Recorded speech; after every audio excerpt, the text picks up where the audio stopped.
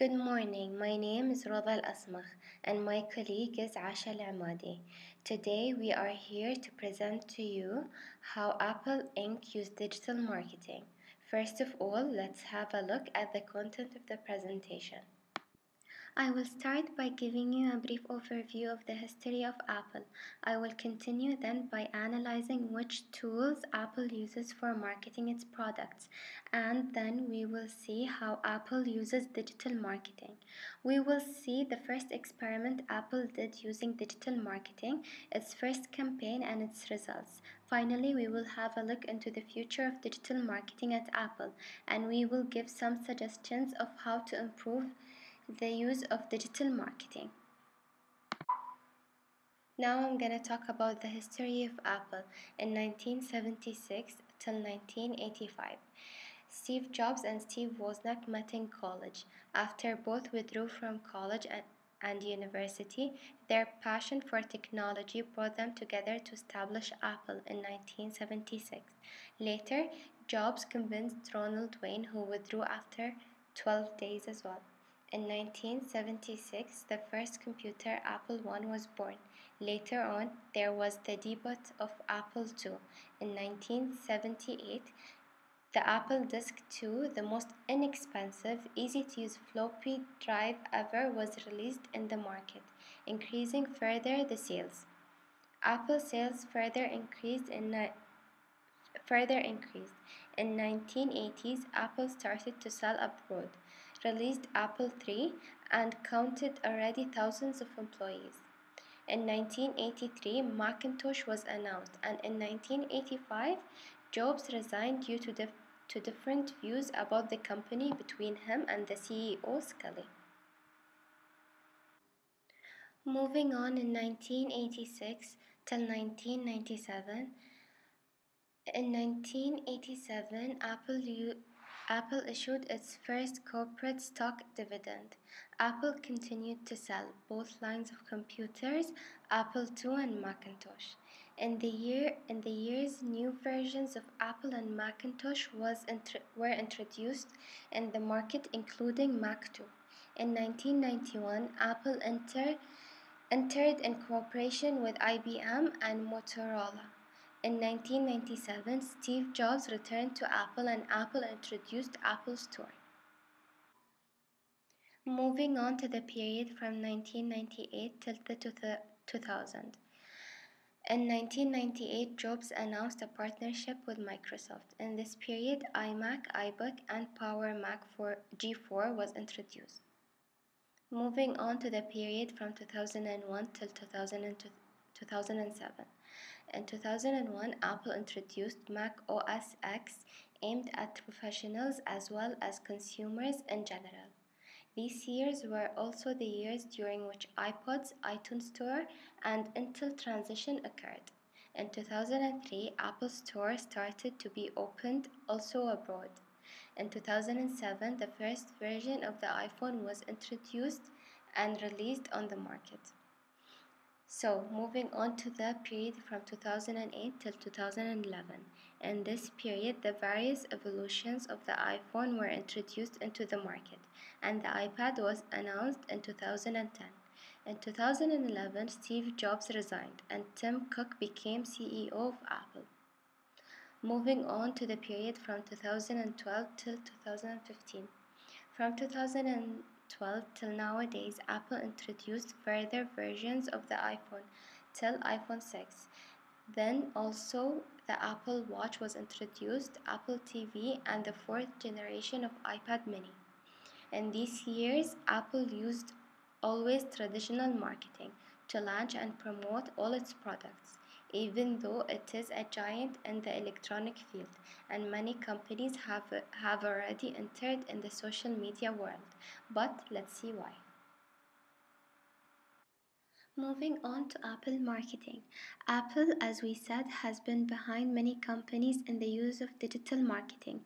In fact, more than a decade after the creation of Facebook and more than 8 years after the founding of Twitter, Apple that is the world's most valuable company and second most valuable brand, is an increasingly lonely social media holdout. Apple maintains accounts for iTunes and the App Store, but it doesn't have an official corporate Facebook page or Twitter profile. It does not have an Instagram account or a Google or Pinterest account. This is quite this is quite strange in a society that builds relations on social networks, but Apple seems to be very careful with its communications. The way that Apple prefers to market its products is through the use of traditional marketing and uses all the channels from the TV to news websites, but it does not use Twitter and Facebook, as Apple's official corporate social media channels does not exist, as we said. Some analysts and in some newspaper articles, Apple is mentioned as allergic to digital media. In fact, the question that came to our mind when investigating the company was, does Apple believe in digital marketing? So we tried to find out what is the relation between Apple and digital marketing. So, does Apple believe in digital marketing? Maybe Apple does not believe in digital marketing. As said, Apple is a bit late to the social marketing game, as it spent years taking a hands off approach, and recently its strategy seemed to be just to ignore social media. In fact, the at Apple Twitter feed has 28 followers and not a single tweet. What we found out is that Apple is not still sure of the results that can be derived from digital marketing compared to the safety of traditional marketing.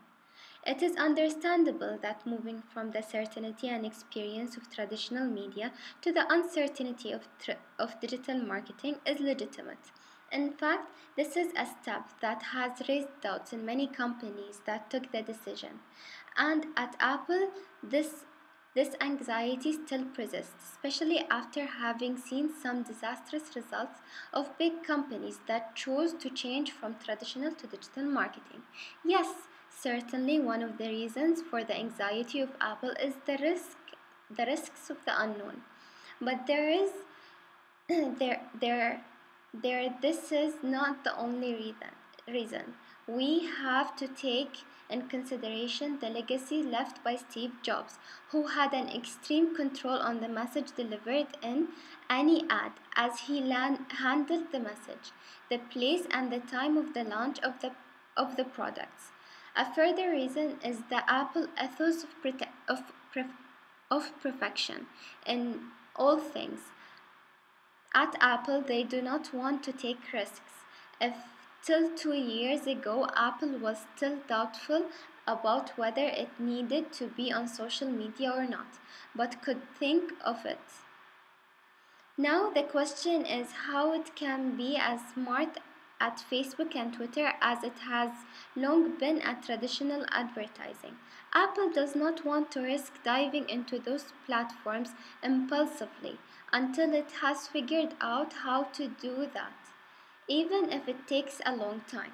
So the transition from traditional to digital marketing is difficult. Moving on to the difficult transition. The transition from the old communication model to the new model is difficult also because Apple has always relied on Steve Jobs, who was a powerful single narrator. Steve Jobs proposed a singular narrative, as we said, he was in charge of every aspect of the launch of a product, while the new model requires the company to use different media and to establish a conversation with the customers instead of a monologue as Steve Jobs was used to do. Steve Jobs was an icon, someone who did not use any other tool to market a product than its personal power, which was already a guarantee. He was appearing on any empty stage where usually everything was black, and he was wearing a simple black or dark t-shirt and trouser. No furniture, no presentation or colored slides, and even not a lectern.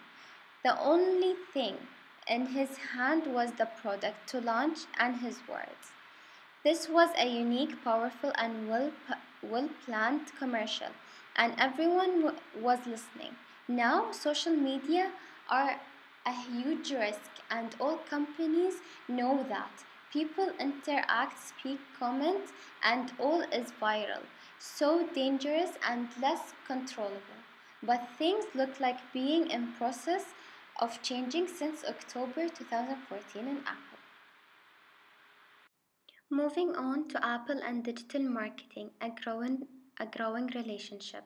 In 2014, Apple hired Angela Adhertis, the former Burberry CEO, as senior vice president.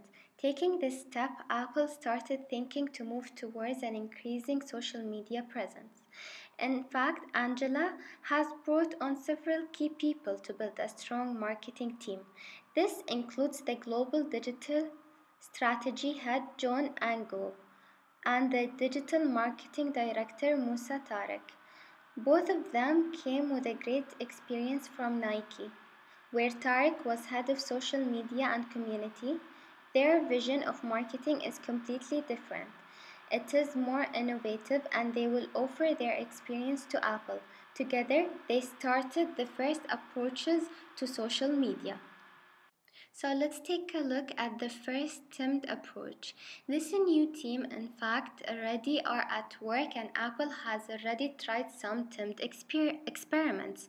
For example, Apple debuted with a new ad campaign for the iPhone 5C on Tumblr. The campaign was called Every Color Has a Story. The campaign consists of 5 advertisements, 5 videos portraying different iPhone 5S colors and case colors. Each video lasts roughly for about 15 seconds, playing a different song and showcases the dots featured on the rear of the iPhone 5S official case and on the iOS 7 dynamic wallpapers. Each video advertisements end with a statement. For instance, the green iPhone 5S video proclaims Viva o Carnival at the end. That particular video plays fun carnival-themed Brazilian music. The red iPhone 5S video declares Porte de Lisas, the gates of Paris, and it plays French music with the words little dots.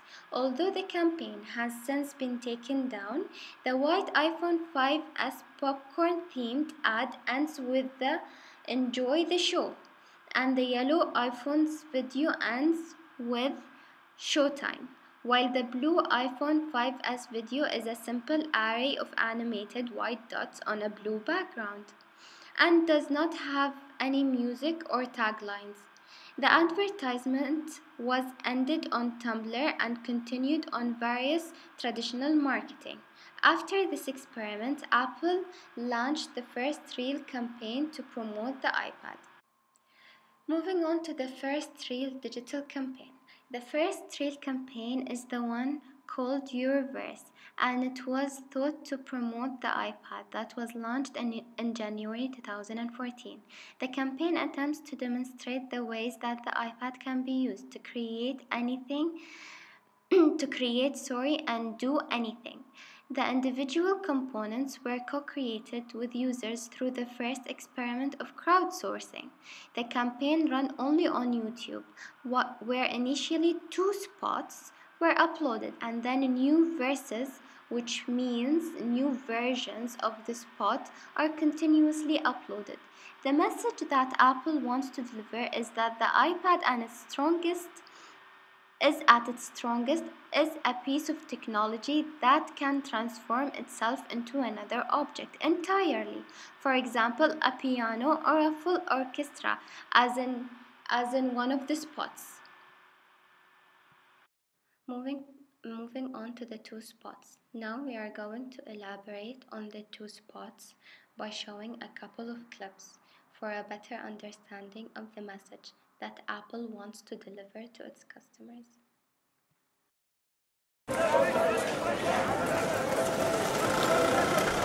I love traveling because it allows me to have an open mind and it gives me a new perspective on life. I started my blog because I wanted to help other deaf people to travel and to enjoy traveling as much as I do. My iPad is one of my traveling companions. I always have it with me. iPad has given me the tools that I need to get out there and see the world. I tell people not to be afraid, to not let anything hold them back. I never let anything hold me back. I don't want to miss anything. Hi, Shri. Where are you going next?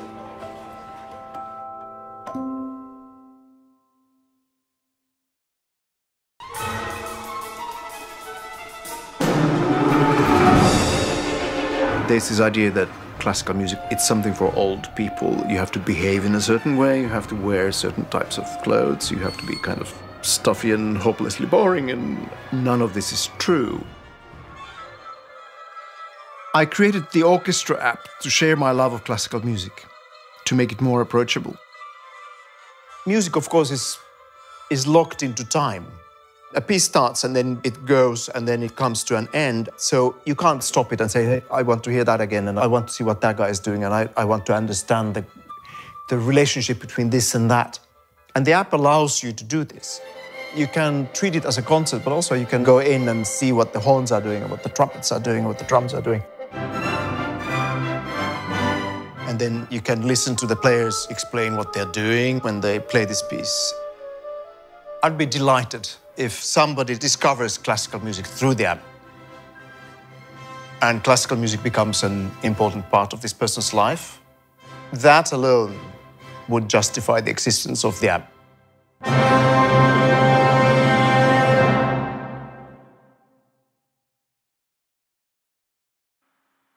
Now we're gonna elaborate by describing the two spots. For the spots, Apple employed two famous people. The first spot shows Clary King, a travel writer who is deaf. She explains how she wants to be independent, to travel and to discover the world by herself, and she does not want her impairment to be an obstacle to her ambitions. The iPad is her companion, she says, and she uses it for different tasks. For example, she has a blog to help deaf people like her, and she gives suggestions, and the iPad gives her the tools she needs to see and describe the world. She also uses the iPad for her FaceTime calls, using the sign language to communicate. But this campaign, even if innovative for Apple, still heavily relies on traditional media. The second spot sees the composer Issa Picassollone, the principal director of the Philharmonia Orchestra in London, and conductor Laurent of the LA Philharmonic, who explains and shows how the iPad is important to him and helps him in his work. He uses the iPad to compose his music and to see what the orchestra is doing at any moment. He can listen to a piece, stop it, and repeat any part as many times as he wants to make corrections, for example. He can see what each instrument is doing and listen to the piece again and again as he pleases. The campaign uses traditional and digital marketing. The campaign, in fact, uses only YouTube as digital channel, as said before, while for traditional media, Apple uses magazines and TV, where the two spots have been reduced to 60 and 30 seconds. This is also showing how Apple is still very cautious in using digital marketing. It keeps also a safety net in traditional media. Anyway, and the two spots in YouTube are very interesting. Let's analyze them now. An analysis of the spots show that the first spot focuses on King, a prolific and well-followed travel blogger who used the iPad for navigation, photography, communication, translation, and writing. She says that the iPad improved her life and gave her a chance to see the world. This spot shows many apps at work, including a smattering of built-in Apple stuff like FaceTime and Maps, as well as travel standbys like iTranslate, Twitter, Facebook, and Pinterest. The second spot shows the conductor directing the orchestra. and explaining how he created this orchestra app to make it more approachable to all people who like music, even to non-professionals in that field. He shows how to read a musical score and how he can stop a piece and listen to it time and time again. He explains how this app allows to listen to a concert, but also how to isolate an instrument and also listen to the players explaining what they do when they play that particular piece. The spot shows only this app and not what else the iPad can do. Of course, this is a bit limiting as it is not an app that can be interesting for the great majority of users. In spite of the fact that both spots deliver successfully the message, we can make one critic, which is that the app showed in both spots are a bit too much related to a specific field that are not representative of the masses. In spite of that, the results of the results of the campaigns are actually positive. Now let's take a look at the results of the campaign. The results, as you can see in the slides, are good, as until now the spots have been seen by many people and have more than 2 million subscribers. This number increases as Apple launched the new verses, which are new versions of the spot depicting different people, different environments, and tell different stories, which is very important, as Apple should show that the iPad is for everyone and can do everything. After this first campaign, what will be the future of digital marketing at Apple? The future of digital marketing at Apple. This is just the beginning, as Angela Ahradit says. The migration onto Facebook and Twitter is not so far, as they are thinking to use more social media for their next ads. In fact, the hiring of the Nike Fuel Band engineers we mentioned before was a step aiming at working on Apple wearable technology.